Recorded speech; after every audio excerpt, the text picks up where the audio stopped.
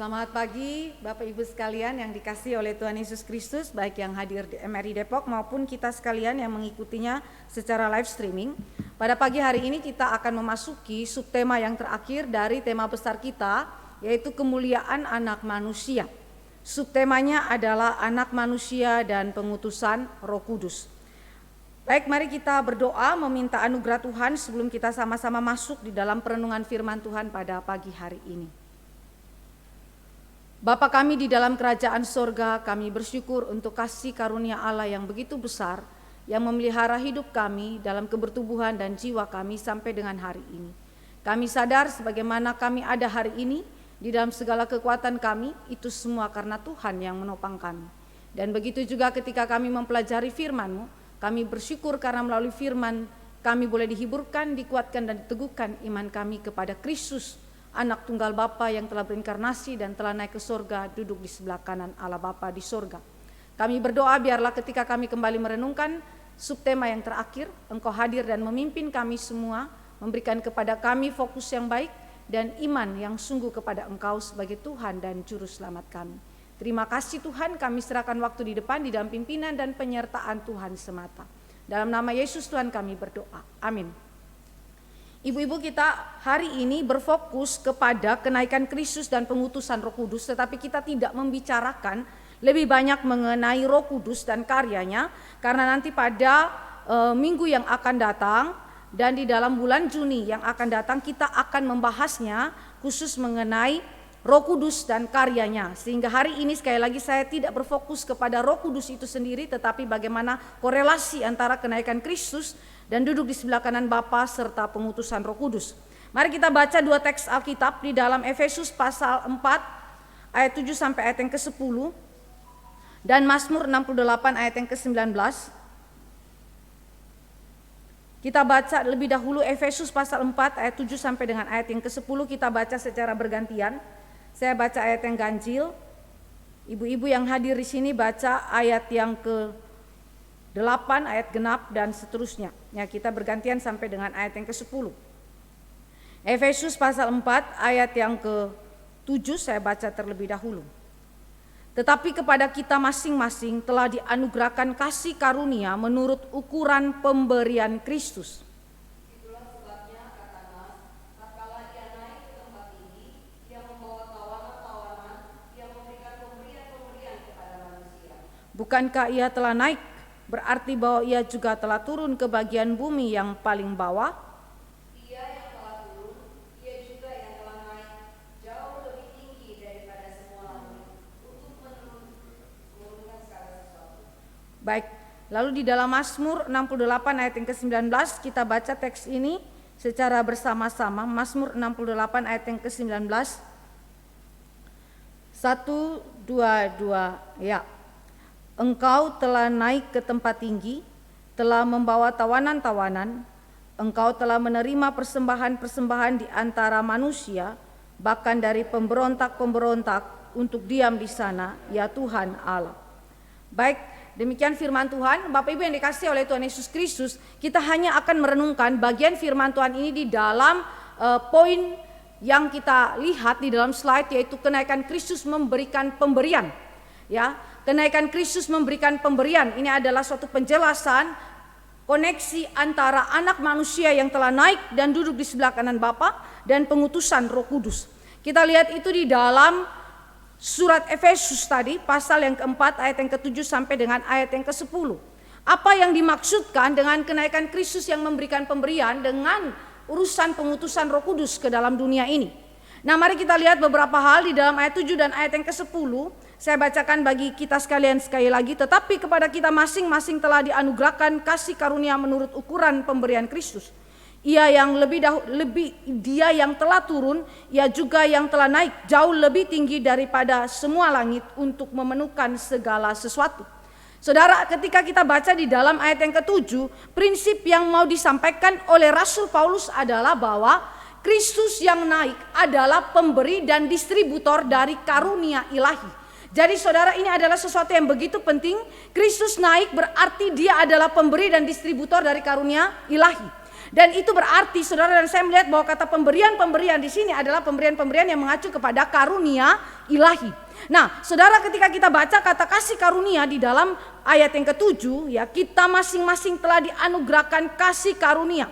Nah, kata kasih karunia itu tidak menggunakan kata karismata seperti yang ada di dalam 1 Korintus, tetapi kata kasih karunia menggunakan kata dasar karis.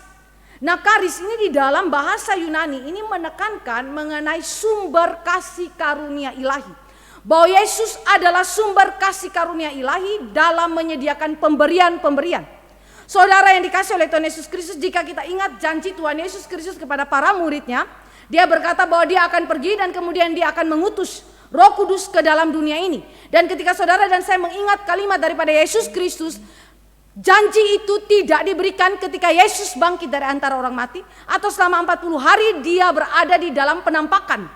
Tetapi saudara dan saya melihat bahwa pemberian itu diberikan kepada umatnya ketika dia naik ke sorga dan duduk di sebelah kanan Bapa. Dan 2 kali pertemuan di lampau kita sudah melihat bagaimana otoritas Kristus yang duduk di sebelah kanan Bapa. Karena itu kalimat di dalam teks ini, Efesus ini saudara, berbicara mengenai hal yang begitu penting bahwa dia yang telah naik dan duduk di sebelah kanan Bapa menjadi sumber utama dari kasih karunia Allah yang menyediakan pemberian-pemberian.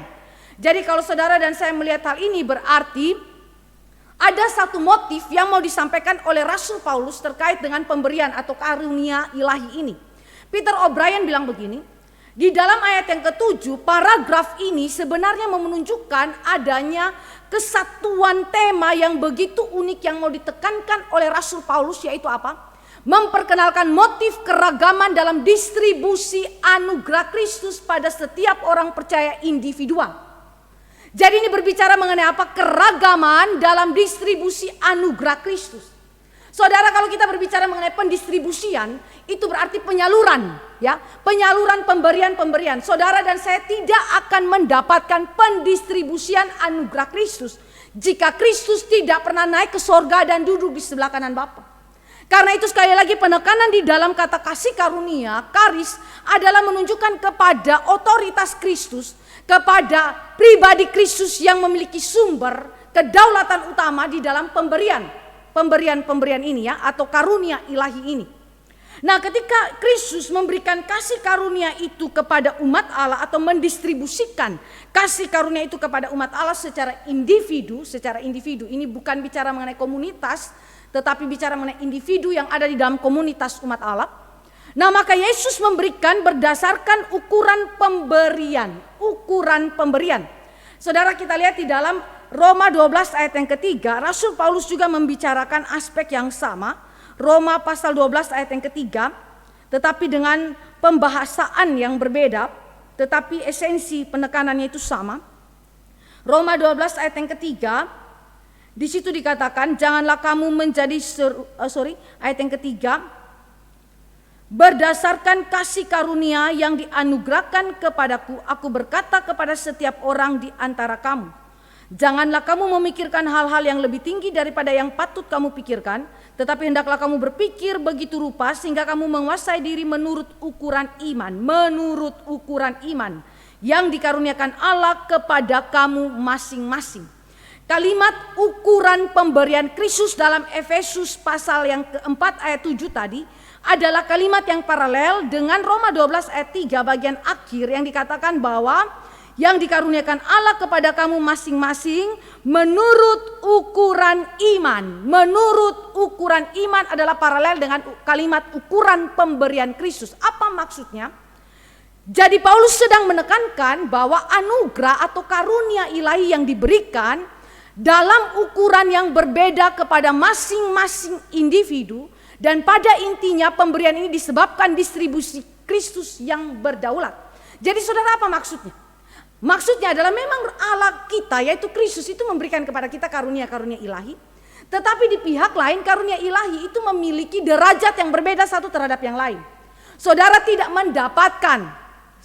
mendapatkan porsi yang sama, lebih tepatnya. Kalimat ini adalah porsi yang sama. Seolah-olah yang A, ya, orang percaya A mendapatkan porsi 5 sama dengan yang B, tidak.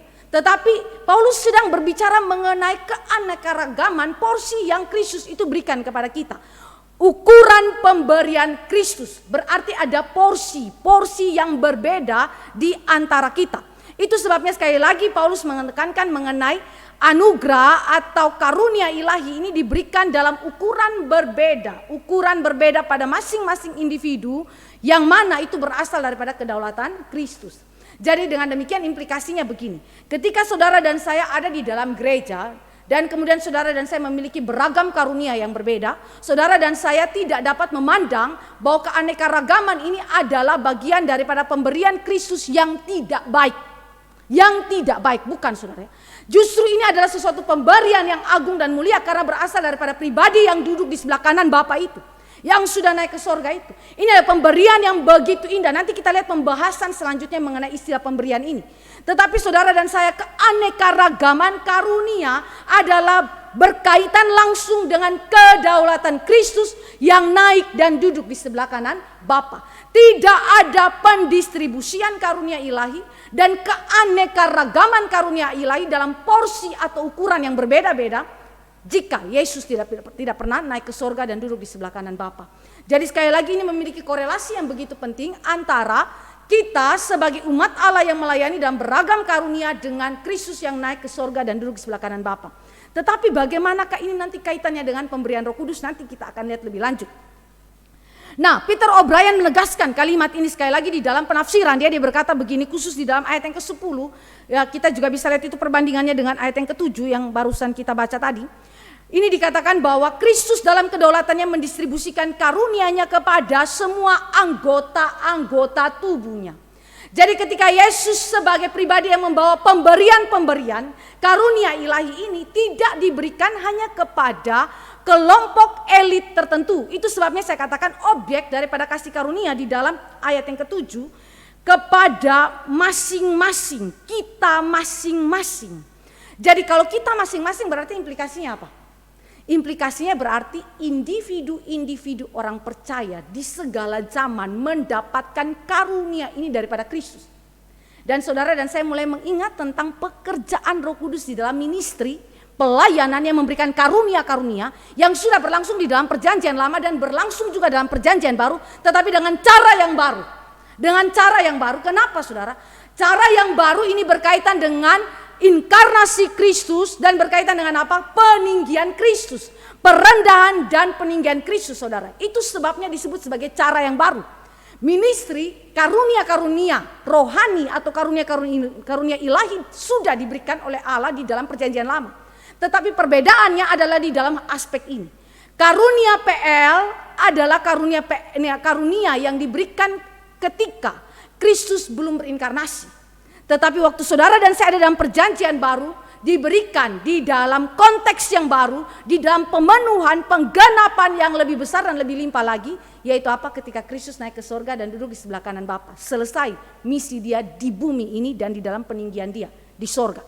Nah jadi kalau saudara dan saya melihat hal ini, maka pendistribusian ini adalah sesuatu cara kerja yang baru. Sesuatu penggenapan yang begitu melimpah kepada bukan saja sekali lagi kaum elit rohani tertentu atau kelompok orang tertentu seperti di dalam perjanjian lama, tetapi diberikan kepada siapa? Kepada semua orang percaya. Termasuk dalam hal ini adalah kalau kita bilang kata kita di dalam kitab Efesus, Peter O'Brien mengatakan bahwa ini berarti termasuk Paulus di dalamnya dan juga para pembaca atau penerima surat daripada Efesus mula-mula dan kita, yaitu gereja Tuhan sepanjang zaman yang hidup dalam perjanjian yang baru. Jadi kalau saudara dan saya melihat hal ini berarti ada sesuatu pemberian yang bersifat baru.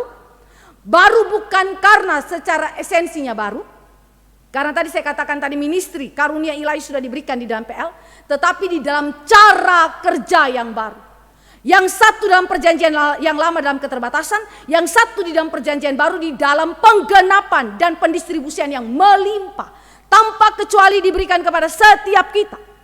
Karena itu Peter O'Brien, sekali lagi saya kutip kalimat daripada Peter O'Brien menegaskan hal ini. Kita masing-masing harus dipahami secara komprehensif.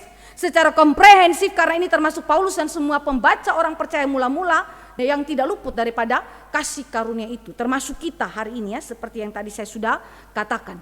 Jadi saudara, ini adalah hal yang begitu indah sekali karena pembatasan di dalam perjanjian lama itu dirombak oleh Kristus sendiri di dalam perjanjian baru dengan kedatangannya dalam inkarnasi dan kenaikannya ke sorga serta duduk di sebelah kanan Bapa. Hal yang kedua yang saudara dan saya pelajari, ketika kita melihat di dalam korelasi kenaikan Kristus dengan pemberian-pemberian kepada umat Allah ini, hal yang kedua yang kita bisa pelajari adalah ayat yang ke-8. Ayat yang ke-8 dikatakan, itulah sebabnya, kata Nas, tatkala ia naik ke tempat tinggi, ia membawa tawanan-tawanan, ia memberikan pemberian-pemberian kepada manusia. Mari kita lihat ayat ini adalah ayat kutipan dari Mazmur 68 ayat 19 tadi. Saudara, mari memperhatikan di mana letak perbedaan kutipan ini dengan teks yang ada di dalam perjanjian lama. Mazmur 68 ayat 19, engkau telah naik ke tempat tinggi, telah membawa tawanan-tawanan. Sama bukan? Di dalam ayat yang ke-8 Efesus pasal 4. Engkau telah menerima persembahan-persembahan di antara manusia. Itu berbeda dengan kutipan Rasul Paulus di dalam ayat yang ke-8. Dia bukan menerima, tetapi dikatakan apa?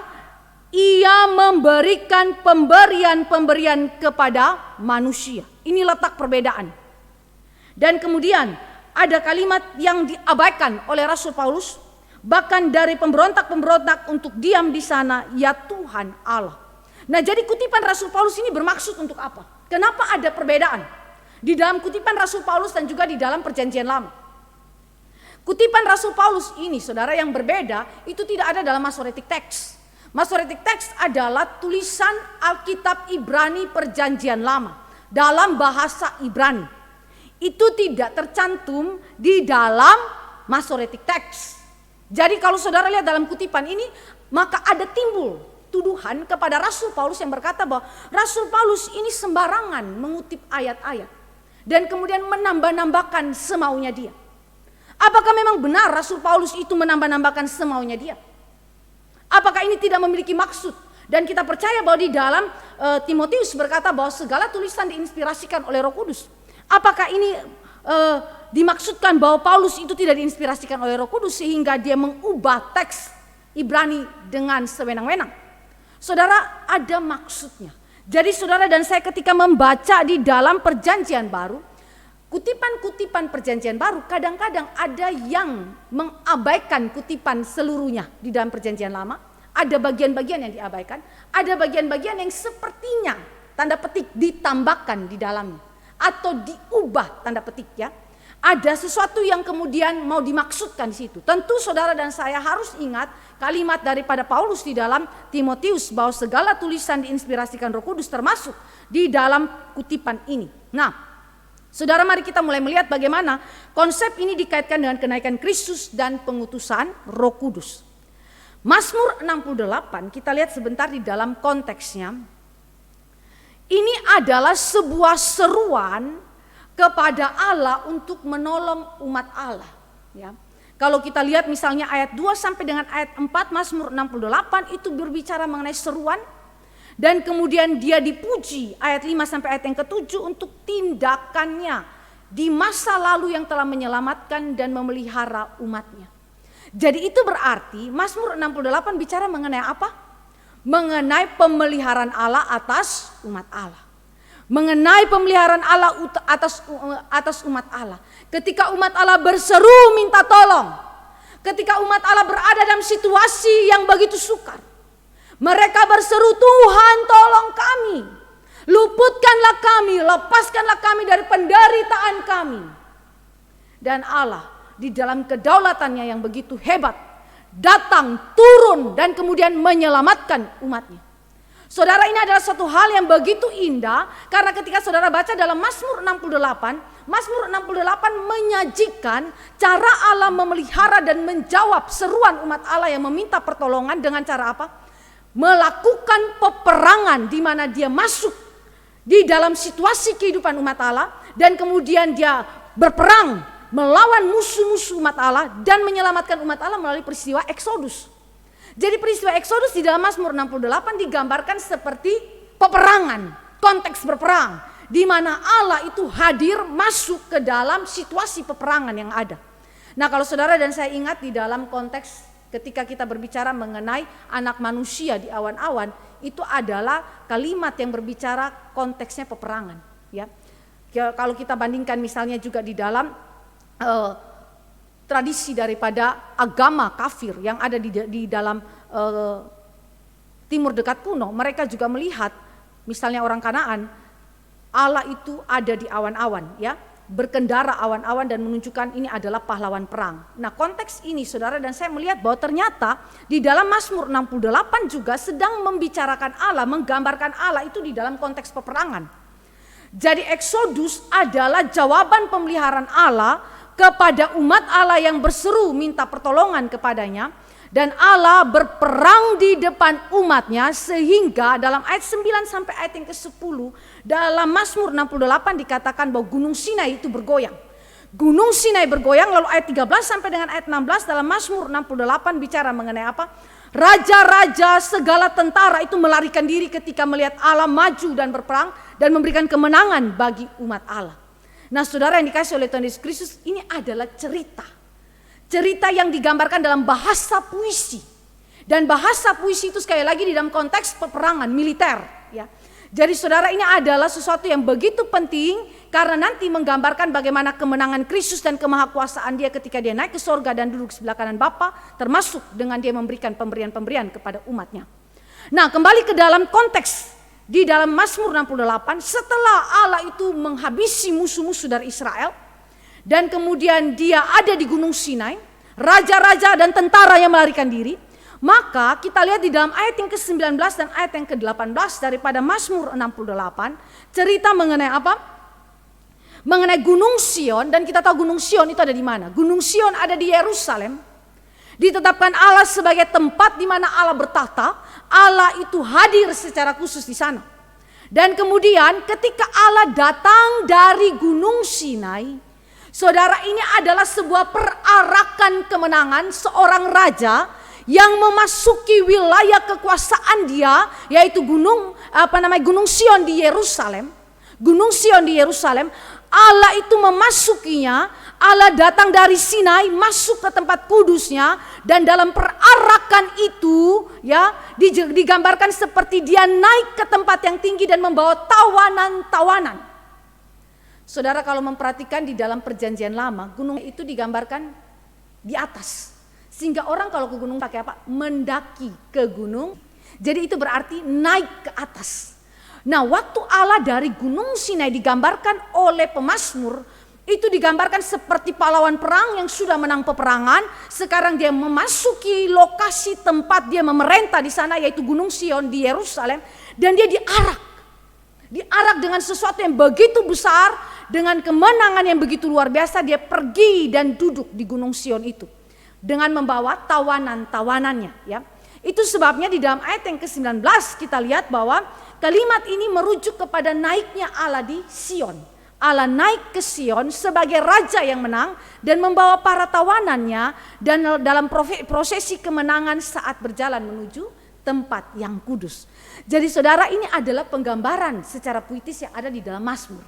Sekarang mari kita mulai masuk bagaimanakah Rasul Paulus memakai penggambaran puitis ini, metafora yang bersifat puitis di dalam Mazmur 68 yang sebenarnya didasarkan kepada tindakan historis Allah dalam Exodus. Dipakainya untuk kemudian menggambarkan kepada karya Kristus yang sudah menang dan kemudian telah berarak masuk ke dalam tempat kediamannya, tahta kemuliaannya, yaitu di sorga. Mari kita lihat ayat yang ke-8 di dalam Efesus pasal yang ke-4. Itulah sebabnya kata Nas, tatkala ia naik ke tempat tinggi. Kata ia naik, ya, di dalam ayat yang keempat, engkau telah naik ke tempat tinggi. Di dalam perjanjian lama mereka melihat kepada Allah yang menang, yang telah membawa mereka keluar dari Exodus dan kemudian menduduki tahta kemuliaannya tadi. Di dalam PB diberikan spesifikasinya. Allah yang menang itu di dalam Yesus Kristus. Itu sebabnya dikatakan tatkala ia naik, dan kata ia di sini berbicara mengenai Kristus. yang dalam kedaulatannya mengaruniakan kepada saudara dan saya kasih karunia kepada kita masing-masing. Saudara yang dikasih oleh Tuhan Yesus Kristus, ini adalah sesuatu paralelisme yang begitu indah dan pemakaian analogi yang begitu baik untuk ditempatkan kepada Yesus Kristus. Mazmur 68 dipakai oleh Rasul Paulus untuk berbicara sekali lagi kepada kenaikan Kristus. Dia adalah pribadi yang merupakan penggenapan daripada perjanjian lama. Saudara, dia adalah pribadi yang telah menang. Saya tidak akan membahas ini lebih detail, tetapi saya hanya mau mengingatkan kepada saudara bahwa peninggian Kristus naik dan duduk di sebelah kanan Bapa adalah prosesi. Dia naik dalam kemenangan, berjalan masuk ke dalam tempat kudus Allah, tempat kudus yang tidak dibuat oleh tangan manusia itu, dan kemudian dia duduk di sebelah kanan Bapa. Dia bertata di sana di dalam kemenangannya, dan ketika prosesi itu terjadi, dia membawa tawanan-tawanan. Saudara, ini adalah sesuatu hal yang begitu indah sekali karena apa? Menekankan supremasi Kristus. Supremasi Kristus yang begitu indah. Jadi apa yang dikatakan dalam Mazmur 68 ketika dikaitkan dengan pemandangan Paulus langsung memberikan penafsiran yang begitu jelas. Inspirasi Roh Kudus bekerja atas Rasul Paulus untuk memberikan kepada saudara dan saya pemikiran bahwa ternyata yang dimaksudkan di dalam PL telah melihat bukan saja urusan Eksodus dan Gunung Sion, tetapi ini berbicara mengenai Kristus yang naik melampaui segala langit nantinya untuk duduk di sebelah kanan Bapa. Jadi sebuah supremasi Kristus yang begitu indah, dan kata tawanan-tawanan ini adalah menunjukkan supremasi Kristus yang bersifat kosmik. Saudara ingat, Yesus adalah raja bukan saja secara partikular atas gereja, tapi raja atas segala sesuatu, alam semesta universal. Dan kata tawanan-tawanan yang dikutip dari Mazmur 68 berbicara mengenai apa? Pemerintahan Kristus yang bersifat kosmik. Jadi ini supremasi Kristus yang ditekankan di dalam teks ini, dan sekaligus penggenapan dari perjanjian lama bahwa dialah raja yang menang itu, yang berarak ke Gunung Sion di Yerusalem yang bukan lagi buatan tangan manusia, ya. Nah, saudara sekalian, apa maksudnya tawanan-tawanan dalam teks ini, ya? Dia naik, ya, dia memasuki prosesi kemenangan itu, dia duduk sebelah kanan Bapa dengan membawa tawanan. Tawanan ini siapa yang dimaksudkan? Nah, di dalam beberapa argumentasi daripada para penafsir dikatakan bahwa dibandingkan dengan Kolose 2 ayat 15, sebenarnya kata tawanan-tawanan menekankan mengenai kuasa-kuasa kegelapan, iblis dan kerajaannya yang sudah ditaklukkan oleh Kristus ketika dia mati di atas kayu salib. Mari kita bandingkan dalam Kolose 2 ayat 15 yang sudah sempat kita bahas bersama dalam supremasi Kristus di dalam surat Kolose. Saya hanya mau membacakan kepada kita untuk diingatkan kembali. Kolose 2 ayat 15. Ia telah melucuti pemerintah-pemerintah dan penguasa-penguasa dan menjadikan mereka tontonan umum dalam kemenangannya atas mereka. Yakni kapan? Ketika Yesus itu dipakukan di atas kayu salib. Ayat yang ke-14 dari Kolose pasal yang kedua. Jadi kalau saudara dan saya melihat hal ini, berarti ketika dia naik ke sorga, berarti ini adalah sebuah proklamasi kemenangan daripada Yesus Kristus, bahwa dia adalah pribadi yang sudah menang atas kuasa-kuasa itu dan sudah menaklukkannya. Kuasa-kuasa itu ada di bawah genggaman Allah, di bawah genggaman Allah, yaitu Yesus Kristus kita. Jadi saudara, ini adalah sekali lagi menekankan supremasi Kristus. Dan yang kedua, kata tawanan-tawanan di dalam pemikiran daripada G. Smith, dia bilang begini, ini mengacu kepada orang-orang Lewi yang diambil dan diberikan kembali kepada Israel untuk melayani Tuhan dan jemaat. G. Smith menekankan di dalam bagian yang diabaikan oleh Rasul Paulus di dalam Mazmur 68 ayat 19 bagian B. Di situ dikatakan, bahkan dari pemberontak-pemberontak untuk diam di sana, ya Tuhan Allah. Siapa pemberontak-pemberontak ini? G. Smith bilang begini, itu adalah orang-orang Israel yang tidak percaya tetapi kemudian diselamatkan. Dan dia menghubungkan itu lebih dalam lagi ke dalam konsep orang Lewi. Bilangan 8 ayat 6 dan bilangan 18 ayat 6. Mari kita lihat sebentar kitab bilangan ini. Bilangan pasal 8 ayat 6.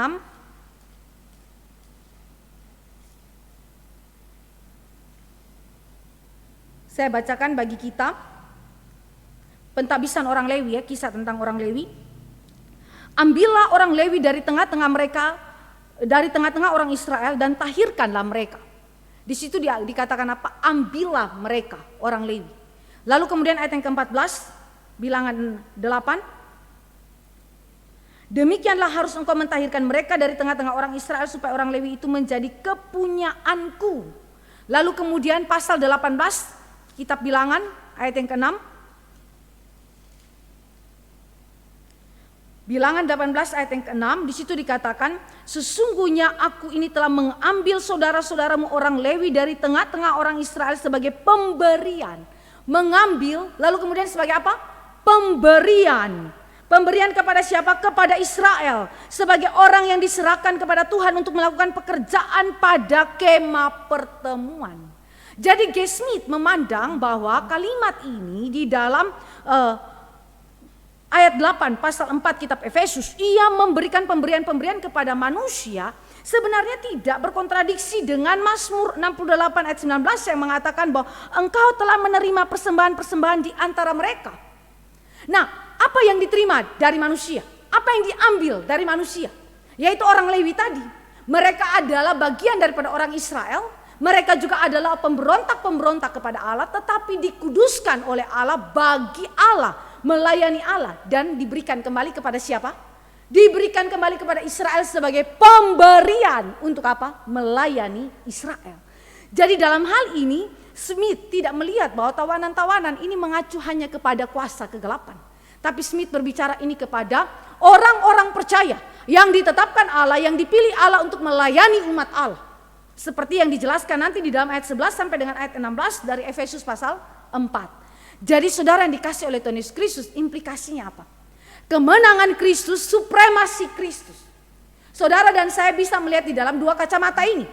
Yang pertama ini adalah sebuah penaklukan kepada kuasa kegelapan, kepada segala kerajaan iblis dan kekuasaannya. Itu betul yang bisa digambarkan dengan tawanan-tawanan. Tetapi di pihak lain, ini adalah tawanan-tawanan yang mengacu secara positif kepada siapa? Kepada orang-orang percaya yang dipilih Allah dan ditempatkan Allah, diberikan Allah kembali ke dalam gerejanya, ke dalam umatnya untuk melayani Tuhan. Jadi saudara mengambil untuk diberikan kembali, mengambil sebagai pemberian kembali kepada umat Allah. Nah, jadi itu yang dimaksudkan di dalam teks kita. Nah, saudara yang dikasih oleh Tuhan Yesus Kristus, ketika kita belajar mengenai hal ini, berarti ini mengimplikasikan kepada engkau dan saya bukan saja supremasi Kristus secara kosmis, tetapi juga supremasi Kristus secara partikular di dalam gereja. Ya, dalam pelayanan, dalam karunia jabatan gerejawi, semuanya berasal daripada kedaulatan Kristus semata. Ya. Jadi dengan demikian saudara dan saya melihat bagaimana korelasi kenaikan Kristus dengan pemberian-pemberian, ya, dengan pemberian-pemberian. Jadi waktu kita membaca teks ini, kita melihat betapa pentingnya Kristus naik ke sorga dan dia harus naik ke sorga, duduk di sebelah kanan Bapa untuk memberikan pemberian-pemberian kepada umatnya. Nah, sekarang saudara kita masuk lagi ke dalam perbedaan ini dalam Mazmur 68 dan Efesus 4 ayat yang ke-8 tadi. Ada kata menerima dan ada kata memberikan. Kalau tadi saudara dan saya melihat di dalam konsep tawanan, sekarang kita mulai masuk ke dalam kata memberi dan menerima. Ya. Ada dua pandangan yang saudara dan saya dapat jadikan sebagai referensi untuk memahami kalimat ini. Mengapakah ada perbedaan kutipan ini antara apa yang ditulis oleh Rasul Paulus dengan yang ditulis dalam Masoretic Text. Yang pertama saudara dan saya lihat dalam pandangan pertama. Kemungkinan kutipan itu berbeda karena sumber yang dipakai oleh Rasul Paulus bukan diambil dari Septuaginta. Saudara tahu Septuaginta bukan? Septuaginta adalah penterjemahan Alkitab Perjanjian Lama dalam bahasa Ibrani ke dalam bahasa Yunani. Nah, dia memakai di dalam hal ini sumbernya adalah Targum. Kitab Targum adalah terjemahan naskah Perjanjian Lama yang ada dalam bahasa Ibrani ke dalam bahasa Aram. Jadi ini Alkitab Perjanjian Lama dalam bahasa Aram. Dan ketika digunakan dalam bahasa Aram, kata menerima di sini di dalam Mazmur 68 ayat 19 tadi, kata menerima itu diterjemahkan sebagai kata ia memberikan. Ya, itu sebabnya saudara dan saya melihat kok kenapa Rasul Paulus punya kutipan berbeda. Dia punya sumber lain kah? Dia buat ini sewenang-wenang kah? Tidak. Tetapi dia memakai sumber yang otoritatif, yaitu bukan Septuaginta tetapi Targum. Targum adalah terjemahan Alkitab Perjanjian Lama ke dalam bahasa Aram, ya, ke dalam bahasa Aram. Dan di dalam penerjemahan itu, sekali lagi Mazmur 68 ayat 19 diterjemahkan sebagai ia memberikan, bukan ia menerima. Nah, saudara, ketika kita membicarakan mengenai hal ini, Paulus juga menggunakan suatu sistem penafsiran yang disebut sebagai Midrash Paser. Ya, Midrash Paser. Nah, bagaimanakah Midrash Paser itu dipakai? Nah, itu nanti kita akan lihat lebih lanjut. Tetapi yang jelas bahwa Midrash Paser ini adalah bentuk penafsiran yang digunakan oleh Rasul Paulus sehingga kata-kata memberikan ini sekali lagi dikaitkan kepada Yesus yang naik ke sorga dan duduk sebelah kanan Allah Bapa yang berotoritas untuk mengaruniakan karunia ilahi bagi kita. Ya. Lalu yang kedua, saudara dan saya melihat di dalam pandangan yang pertama ini terkait dengan mistisisme Musa, ya, mistisisme Musa. Nah, tradisi rabinik, ya, tradisi rabinik dalam Targum, ya, dalam Targum itu menghubungkan naiknya Musa ke Gunung Sinai dengan teks Mazmur 68 ayat 19 dan saat Musa turun dengan membawa pemberian yaitu Taurat yang dihubungkan dengan Pentakosta. Ini yang tadi saya bilang sistem hermeneutik Midrash Paser tadi, ya, Midrash Paser tadi yang dipakai oleh Rasul Paulus dan juga ini ada sumber Targum itu, saudara. Ada tradisi rabinik di dalamnya yang nanti kemudian digunakan secara analogi oleh Rasul Paulus, ya, saudara. Di sini dikatakan bahwa sekali lagi dikaitkan Mazmur 68 ayat 19 dengan apa? Pekerjaan Musa. Naik ke gunung Sinai, lalu dia terima hukum Taurat Musa, 2 loh batu, dia turun bawa itu 2 loh batu. Hukum Taurat itu sebagai pemberian kepada umat Allah. Pemberian kepada umat Allah. Dan uniknya adalah tradisi rabinik dalam Midrash Pasernya mengaitkan apa yang dilakukan oleh Musa ini dengan Pentakosta. Dengan Pentakosta. Nah, sekarang apa yang merupakan tradisi rabinik digunakan secara analogi oleh Rasul Paulus untuk dikaitkan kepada Yesus Kristus. Paulus di dalam pandangannya menunjukkan bahwa pemberian yang dibawa Yesus Kristus itu bukanlah hukum Taurat, tetapi adalah karis sebagai pemberian yang khusus untuk pelayanan dan untuk membangun seluruh tubuhnya. Nanti apa itu kita akan lihat. Dan tradisi rabinis ini digunakan Paulus untuk menekankan supremasi Kristus sekali lagi untuk memberikan pembedaan yang clear dengan Musa bahwa Yesus lebih tinggi daripada Musa. Dia bukan naik ke gunung Sinai saja seperti Musa, tetapi apa yang terjadi? Dia naik melampaui gunung Sinai, melampaui segala sesuatu. Ibrani 4 ayat yang ke-14. Kita lihat. Di satu pihak memang Musa dan Yesus memiliki kemiripan, tetapi di pihak lain keduanya berbeda secara kualitatif. Kita lihat di dalam Ibrani 4 ayat yang ke-14.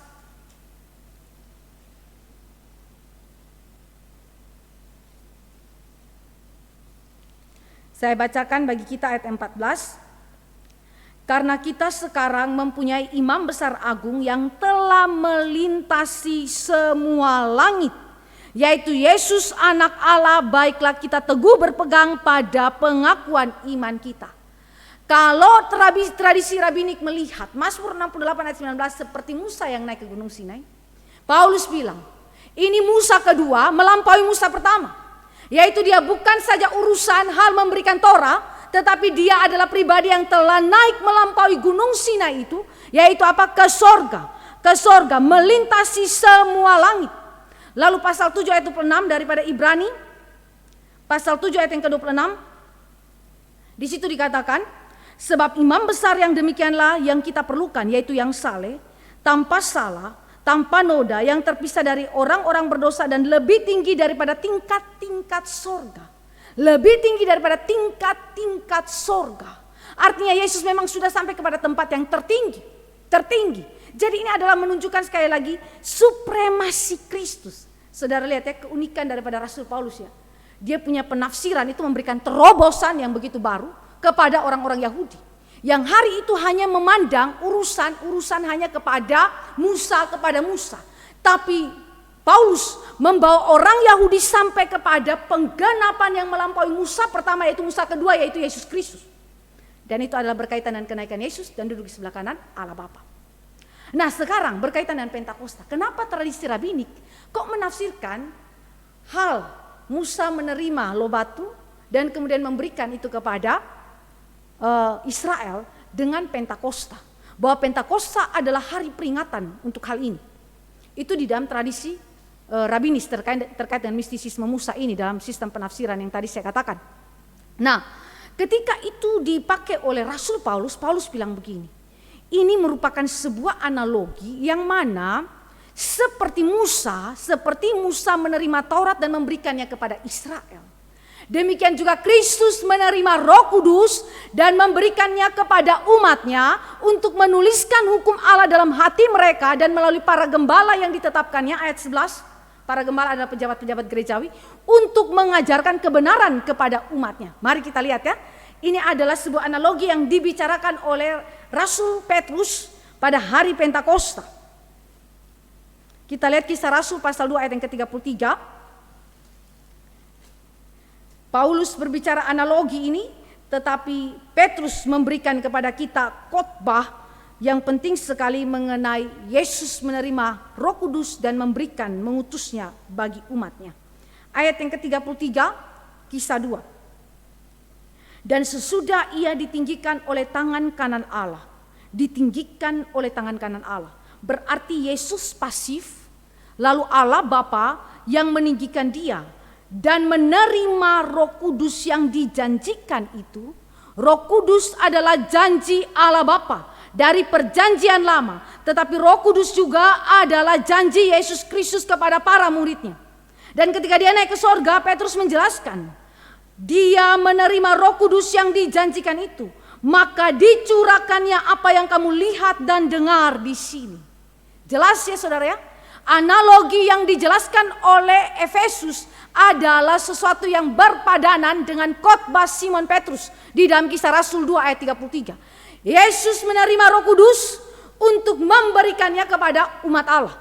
Jadi saudara yang dikasih oleh Tuhan Yesus Kristus, Mazmur 68 ayat yang ke-19 berbicara mengenai konsep yang begitu penting, bahwa pengutusan Roh Kudus ke dalam dunia tidak boleh dilepaskan daripada pekerjaan Kristus naik ke sorga dan duduk di sebelah kanan Allah Bapa. Dia diutus karena Yesus telah menerimanya dari Bapa. Nah uniknya saudara, ketika kita membandingkan itu di dalam ayat yang ke-9 dan ayat yang ke-8, kalau kita lihat di dalam Kisah Rasul 2 ayat 33 tadi, Yesus seolah-olah pasif, dia ditinggikan oleh Bapa. Tapi kalau saudara bandingkan dalam ayat 8 dan ayat 9 di dalam surat Efesus tadi, ini adalah sebuah tindakan aktif Kristus. Kristus yang naik ke sorga ya. Jadi saudara, ini adalah sesuatu yang begitu penting karena ternyata bukan Yesus tidak saja menjadi objek yang pasif, tetapi dia adalah subjek daripada kenaikan itu. Dia yang mengerjakan kenaikan itu. Jadi saudara, sekali lagi kita melihat di dalam pandangan yang pertama ini, Paulus sedang menggunakan sumber targum dan cara hermeneutika dari tradisi rabinik ini untuk menggambarkan pekerjaan Kristus yang begitu indahnya antara pengutusan Roh Kudus ke dalam dunia ini dengan kenaikan dia di sorga dan duduk sebelah kanan Bapa. Itu sangat-sangat memiliki korelasi. Pandangan kedua, kita lihat. Di dalam pandangan kedua, perbedaan kata menerima dan kata memberikan, sekali lagi ini adalah hal yang sama seperti yang tadi dikatakan oleh G. Smith, mengambil untuk memberikan kepada orang lain ya, mengambil untuk memberikan kepada orang lain. Jadi konteksnya adalah di dalam peperangan. Sekali lagi saya ingatkan tentang konteks Mazmur, di dalam peperangan di mana setiap penaklukan dalam dunia kuno, jadi ada raja yang menaklukkan yang lain di dalam dunia kuno. Lalu kemudian ada suatu penerimaan kehormatan dan suatu distribusi pemberian ya. Jadi biasanya raja itu akan menerima kehormatan dari orang-orang yang ditaklukkannya. Dari semua yang dipimpinnya, dia akan terima kehormatan itu. Dan kemudian ada suatu pendistribusian pemberian dari sang raja yang menang kepada orang-orangnya yang dipimpinnya. Yang itu kita lihat jarahan daripada sang raja yang menang itu dibagi-bagikan, dan barang rampasan juga dibagi-bagikan kepada umat yang dipimpinnya. Mari kita bandingkan di dalam Hakim-Hakim, misalnya Hakim-Hakim 5 ayat 30.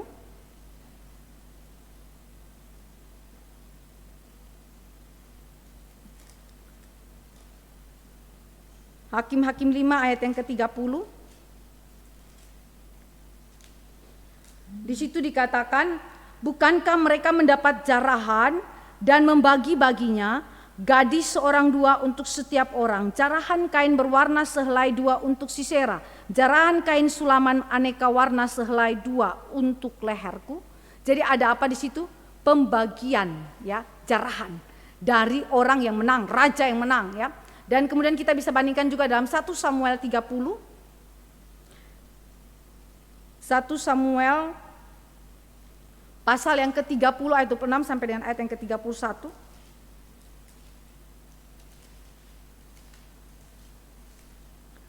Ayat 26 sampai dengan ayat yang ke-31 saya bacakan bagi kita.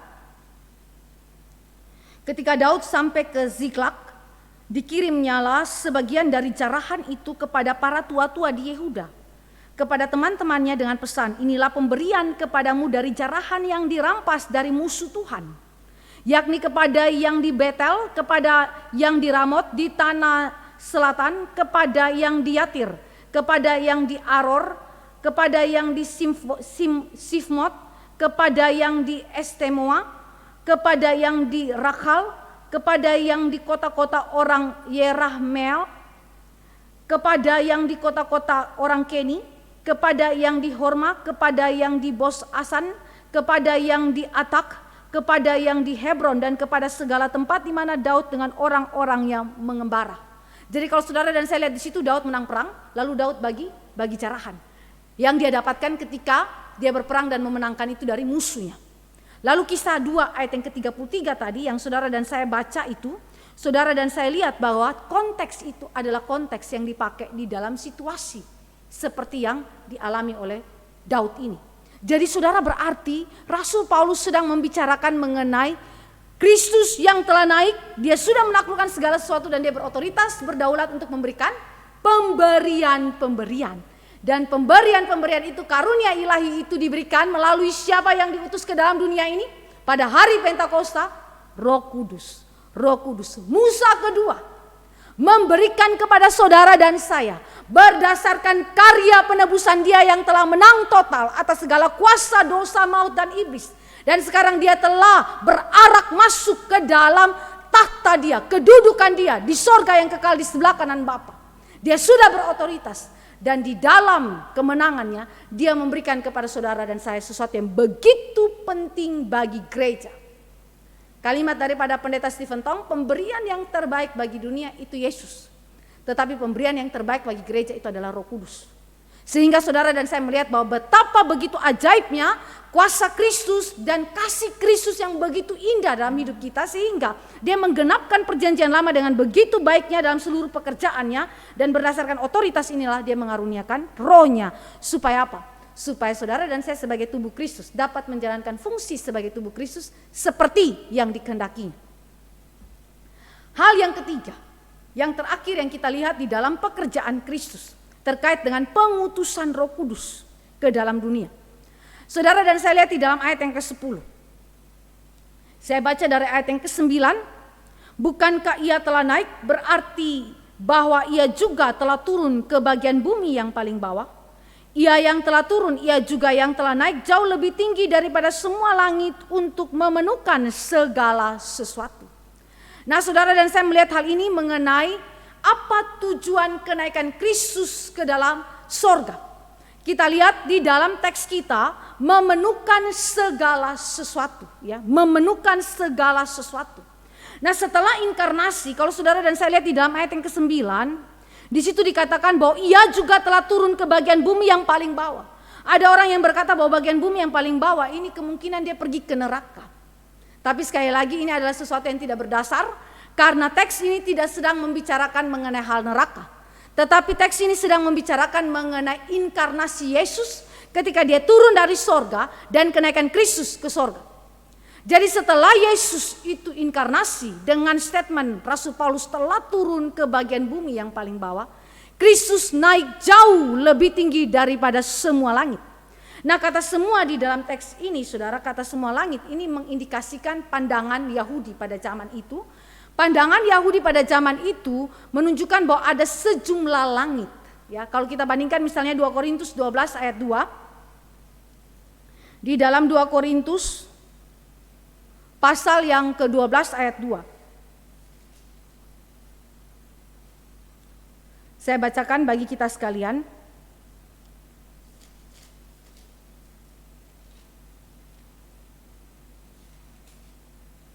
Aku tahu tentang seorang Kristen 14 tahun yang lampau.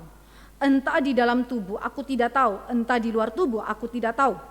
Allah yang mengetahuinya. Orang itu tiba-tiba diangkat ke tingkat yang ketiga dari surga. Ke tingkat yang ketiga dari surga. Jadi ini adalah pandangan daripada orang Yahudi. Jadi orang Yahudi itu melihat langit atau terjemahannya di dalam bahasa Ibrani itu has-samayim atau samayim. Itu adalah dalam 3 tingkatan. Tempat awan-awan itu melintasi, lalu atmosfer yang dimana atmosfer bumi itu berada.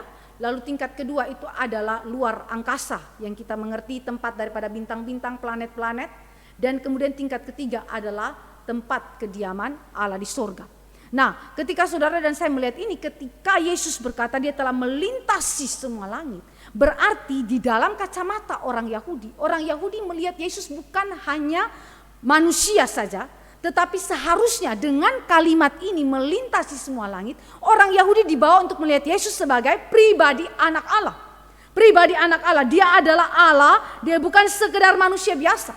Walaupun banyak orang Yahudi menolak dia sebagai Allah, tetapi sesungguhnya dia adalah anak tunggal Allah Bapa. Karena apa? Dia melintasi semua langit. Berarti dia sampai kepada titik tertinggi ya daripada langit yang bisa dipikirkan oleh manusia. Nah, kalau saudara dan saya melihat hal ini, berarti sekali lagi Efesus 1 ayat yang ke-20 sampai dengan ayat yang ke-21 telah membicarakannya bahwa Yesus adalah pribadi yang telah melintasi segala sesuatu, menunjukkan kepada posisi dia yang amat sangat tinggi. Kita lihat Efesus 1 ayat 20 sampai dengan ayat yang ke-21, saya bacakan bagi kita. Yang dikerjakannya di dalam Kristus dengan membangkitkan dia dari antara orang mati dan mendudukkan dia di sebelah kanannya di sorga. Jauh lebih tinggi dari segala pemerintahan dan penguasa dan kekuasaan dan kerajaan. Dan tiap-tiap namanya dapat disebut bukan hanya di dunia ini saja, melainkan juga di dunia yang akan datang. Jadi berbicara mengenai supremasi Kristus sekali lagi di dalam peninggian Kristus. Dia sudah naik mengatasi segala sesuatu. Berarti saudara, dia mengatasi segala kuasa yang sudah ditaklukkannya. Di sisi yang lain, tujuan dia naik ke sorga di dalam ayat yang ke-10 dikatakan bahwa memenuhi segala sesuatu. Kata memenuhi atau pleroma, saudara, ini menegaskan mengenai kontrol Kristus dalam menjalankan kedaulatan. Orang berkuasa, belum tentu orang itu memiliki kontrol. Ada presiden yang memiliki kontrol yang begitu kuat, misalnya presiden Filipina.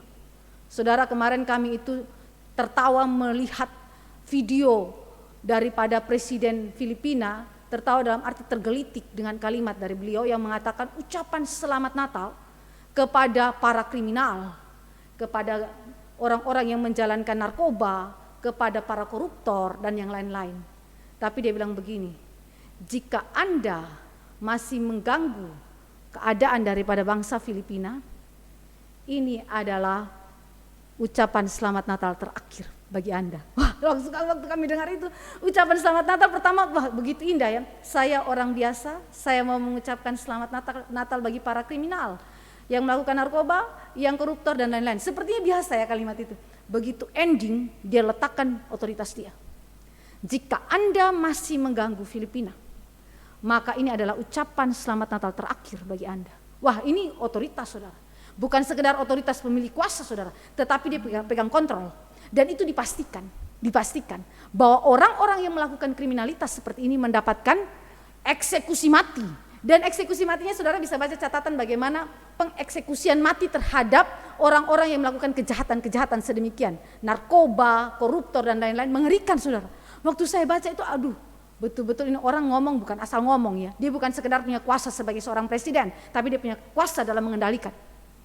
Kuasa mengontrol, sehingga apa yang dikatakan dia pastikan itu terjadi. Nah, Yesus Kristus adalah pribadi yang memegang kontrol. Dia melampaui daripada segala presiden, tentunya melampaui daripada segala raja di atas segala raja. Dia tidak saja mengucapkan janji akan kedatangan Roh Kudus dan kemudian menggenapkan janji perjanjian lama, tetapi dia menggenapkan setiap apa yang dikatakannya, kontrol, kendali atas segala sesuatu dia pastikan itu terjadi. Sehingga dia naik ke sorga dan dia pastikan bahwa pengutusan Roh Kudus, pemberian-pemberian itu yang terbaik dari raja di atas segala raja yang telah menang perang itu, dia membagikan jarahan-jarahan itu adalah sesuatu yang pasti terjadi kepada umat Allah. Sehingga saudara, daripada Peter O'Brien dia mengatakan begini, oleh pemerintahan Kristus yang kuat atas segala sesuatu, ia memberikan anugerahnya, kasih karunia dan kekuatan kepada umatnya yang melalui mereka dia mencapai tujuan. Jadi Yesus Kristus adalah pemegang kendali yang begitu penting secara universal, kosmik, tetapi juga secara partikular atas gerejanya. Sehingga gereja yang didirikannya oleh pekerjaan Roh Kudus dipastikannya akan menggenapkan rancangan dia. Melalui apa? Melalui segala karunia yang diberikan kepada gereja Tuhan. Dengan cara dia mengutus tadi Roh Kudus ke dalam dunia ini. Mengutus Roh Kudus ke dalam dunia ini. Ya, tadi kita sudah melihat bagaimana dia naik dan memberikan pemberian-pemberian. Jadi itu pasti tercapai. Pasti tercapai. Jadi saudara dan saya ingat adalah sesuatu hal yang begitu penting, hubungan kenaikan Kristus duduk di sebelah kanan Bapa, pengutusan Roh Kudus dan karunia-karunia Roh Kudus yang diberikan kepada kita dalam tubuh Kristus. Lalu kalau kita lihat memenuhi segala sesuatu di sini juga berbicara mengenai Roh Kudus adalah pribadi ilahi yang menggenapi tujuan Kristus ini melalui karyanya yang mengaruniakan karunia-karunia rohani bagi gereja. Kristus mengutus Roh Kudus bagi gereja di dalam hari raya Pentakosta. Tetapi siapakah yang melakukan pemberian karunia-karunia? Pertama tentu Kristus, tetapi agen utamanya adalah Roh Kudus. Kita lihat di dalam 1 Korintus 12 ayat 11, kita lihat di dalam teks ini. 1 Korintus pasal 12 ayat yang ke-11.